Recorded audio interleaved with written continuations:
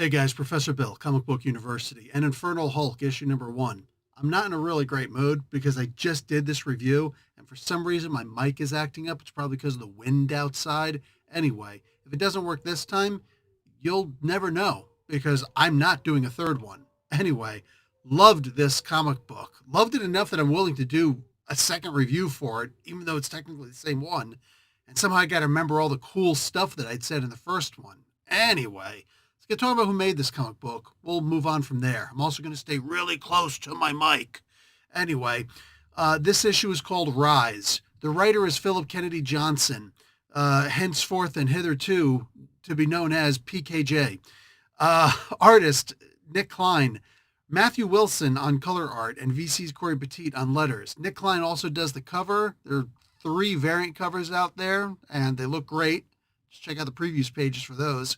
And we got Stan Lee and Jack Kirby, as it turns out, actually created the Hulk originally. Can you believe that? That's amazing. Like all the other original characters out there besides Spider-Man and Doctor Strange. But anyway, this was, and arguably Iron Man. But anyway, this was an absolutely fantastic comic book. Guys, this goes beyond regular. Let me first start off with the art.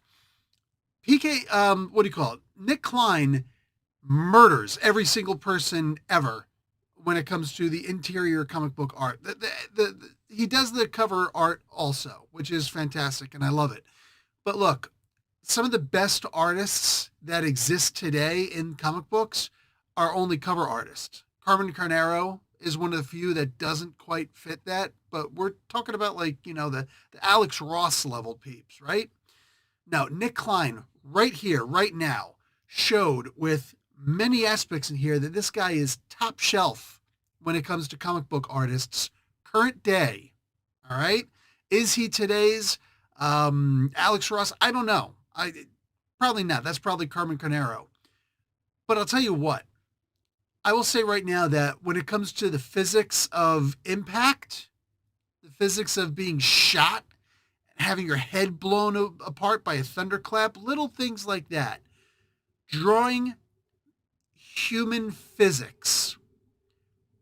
This issue of this comic book will be talked about for a very, very long time. When it comes to talking about those particular ways of drawing those exact things, impact, bullets, right? Things like that. This is the comic book that we'll be referring each other to for probably more than a decade. This was amazing art. I could not believe listen, I used to draw back in the day, and I'm not a great artist. Actually, I've got some of my stuff over here. I was just drawing something. I was just drawing something for a Dungeons and Dragons character. I drew this maybe 2 months ago. I'm not great at colors. Probably shouldn't have colored it. My stuff always looks bad when I color it. Well, it looks worse than it normally does. I did this for this other one for a Dungeons and Dragons character that I'm going to be playing. Actually, I already played the first episode of it. Golden Dragon, Dragon Knight Paladin. Yeah. Totally friggin' awesome. I am not the best artist out there. Not by a stretch. But I'll say this. It's not just about drawing well. It's about doing something that I'd been trying to do since I was 4. Trying to draw comic books. Realizing that 4 pages, 1 panel per page, just doesn't cut it to being a comic book. And it was mostly just me drawing the Thing, punching people and saying, so, like that. So, Ben Grimm for the win. Ben Grimm appeared in this one, along with a couple other characters. Can't wait to see them going after the Infernal Hulk, especially Ben frickin' Grimm. Let's go. Jack Kirby versus Jack Kirby. I love it. Actually, I guess it would be Jack Kirby versus, oh, for crying out loud. Who's the guy Robert Stevenson? Whoever wrote the original Dr. Jekyll and Mr. Hyde. Robert Louis Stevenson, I think was his name. Anyway, try to get stuff off the top of my head. And I don't think I ever actually read the full book. I think I read a condensed version of that book when I was a kid. Anyway, we used to read more. We weren't allowed to watch TV, and there wasn't that much to watch. Anyhow, I know that this this is looking to be an incredible title. The stuff that PKJ does in this comic book, and it's incredible, it really is, but it can all be summed up in that final page where it's just the text. It's pretty obvious to see who's writing that text. It's not Philip Kennedy Johnson himself, so to speak. It's a character. He's writing it in character. And to see all of these different names being written in here of ancient biblical cities, Babylonian cities specifically. And I think we've gotten the names also from, when we finally figured out how to translate cuneiform, right? The Babylonian language, so Iraq area language. But the Bible originally talked about the cities of like Nineveh and Erdru and stuff like that. But Golgotha, I think it was called Golgotha, I think it was. That's new. That's brand new. That's something that it looks like PKJ invented himself. Not to be confused with Golgotha, the city of, or not the city, the Mount of Skulls, the Skull Hill, however you're going to translate that. That's the one that Adam first touched on Earth from the Garden of Eden on.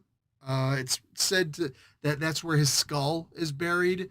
It's said that this is also the hill where Abraham was supposed to sacrifice his son Isaac. And then somehow there was a lamb, a male lamb, caught in a thicket, like a crown of thorns almost around its head. Interesting.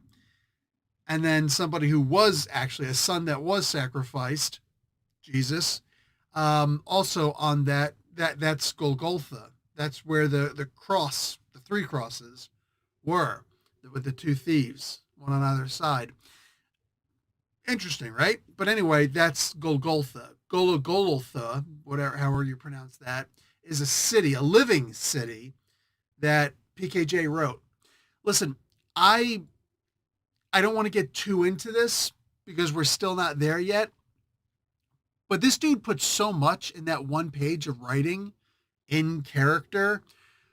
I'm going to tell you right now, on average, I don't hate people, but I hate ideas. And I usually hate the idea of somebody being so audacious as to add to the Marvel cosmology, because I don't think people should do it. And that's a flat ban, in my opinion. Ban hammer, boom. Stan Lee, Jack Kirby, right? Jack Kirby mainly, the original. But Stan, Steve Ditko, right? You can't forget him. All this stuff with Doctor Strange, dude added a lot to the Marvel cosmology.